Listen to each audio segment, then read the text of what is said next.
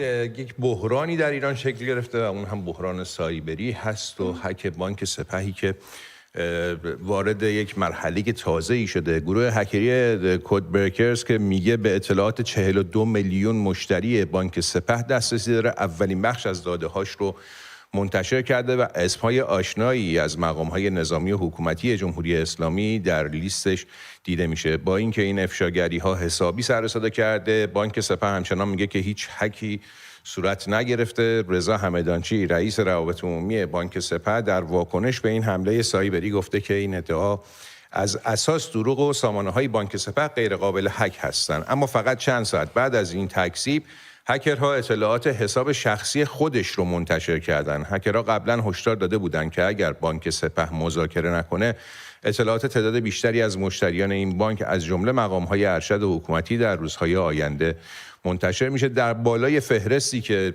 فعلا از مشتریان ثروتمند بانک سپه منتشر شده، حسن پلارک از فرماندهان نیروی قدس سپاه قرار داره که طبق اطلاعاتی که منتشر شده موجودی حسابش در بانک سپه حدود 634 میلیارد تومان، یعنی چیزی حدود 160 میلیون دلاره. پلارک فرمانده مقر بازسازی عملیات عتبات بوده و به عنوان یکی از نهادهای اقتصادی نیروی قدس این ستاد کار میکرده. فردی که در تصاویر هم دیدید کنار قاسم سلیمانی و ابو مهدی المهندس ایستاده بود. علاوه بر پلارک اسمهای دیگه‌ای هم در این اطلاعات لو رفته، از جمله عباس گل محمدی از چهره‌های علمی زمینشناسی اقتصادی، معاون پیشین اکتشاف سازمان زمینشناسی کشور بوده و معاون برنامه‌ریزی و اکتشاف مجتمع سنگ آهن سنگان که در صدر این فهرست علیرضا آرش، نایب رئیس هیئت مدیره شرکت پخش فراگیر و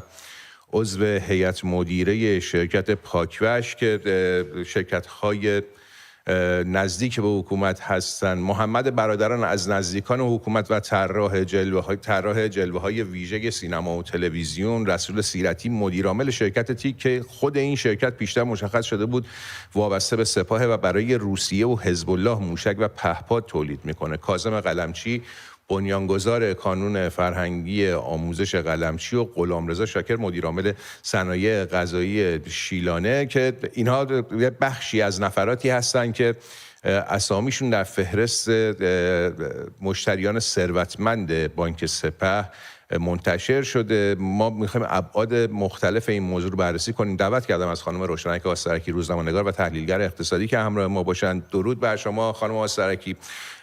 چرا باید در حساب شخصی فردی مثلا حسن پلارک یا رسول سیرتی یک حد خیلی بالایی اون پول باشه؟ مشخصا وقتی این نقدینگی در حساب اینها هست، خب بالاخره احتمالاً سرمایه‌های غیر نقدی فراوانی هم در اختیارشون باشه دیگه. درود بر شما و درود به همه بینندگان عزیز.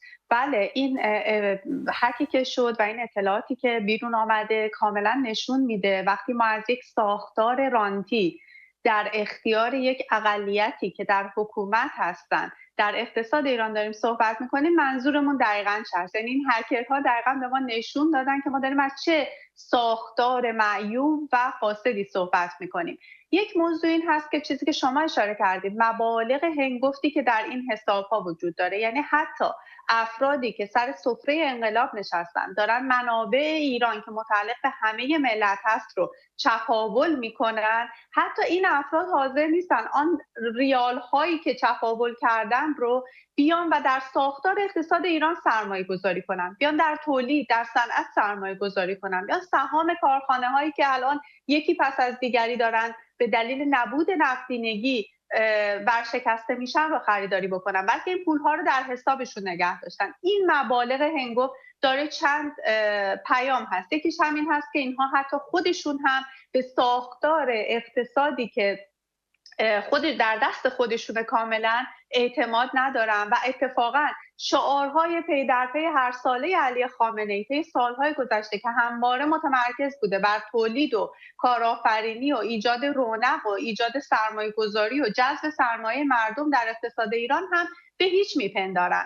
همه این افرادی که مبالغ در حسابشون هست. یکی از نکات دیگه هم این هست که به هر حال اینها میدونن که جمهوری اسلامی در روزهای سختی قرار داره، اصطلاحاً به لبه پرتگاه رسیده و در نتیجه اینها آماده هستن که این بخش از سرمایه هاشون، چون همونجوری که فرمودید این تنها بخشی از سرمایه این اقلیت حاکم بر ایران هست و اینها این سرمایه رو هم آماده نگه داشتن که اگر وضعیت جمهوری اسلامی یک مقدار از این بیشتر متزلزل شد، اگر مردم ایران به سمت یک انقلاب ملی پیش رفتن، اگر که جنگی رخ داد، اینها بتونن این سرمایه ها رو سریع از ایران خارج کنن. موضوع دیگه ای که میشه بهش اشاره کرد این شکاف طبقاتیه که الان حالا با انتشار این لیست ما میبینیم که خیلی مشخص‌تر شده و این میتونه چه تبعاتی داشته باشه. ببینید دقیقاً من اشاره کردم به اون ساختار رانتی. آنچه که جمهوری اسلامی طی 46-7 سال گذشته در ایران و در اقتصاد ایران ایجاد کرده این هست که ایران کشور بسیار ثروتمندیه و بسیار کشور با پتانسیله و اتفاقا وقتی که ما میگیم مردم ایران نگران نباشن که اگر روزی جمهوری اسلامی نبود، فکر نکنن این وضعیت فقر و فلاکت حتما ادامه خواهد داشت. نه، اگر یک ساختار دولت ملت، اگر یک ساختاری که منافع همه مردم ایران رو در نظر بگیره در ایران بعد از جمهوری اسلامی حاکم بشه، ایران کشوریه که پتانسیل ثروت آفرینی داره و مردم میتونن ازش بهره مند بشن.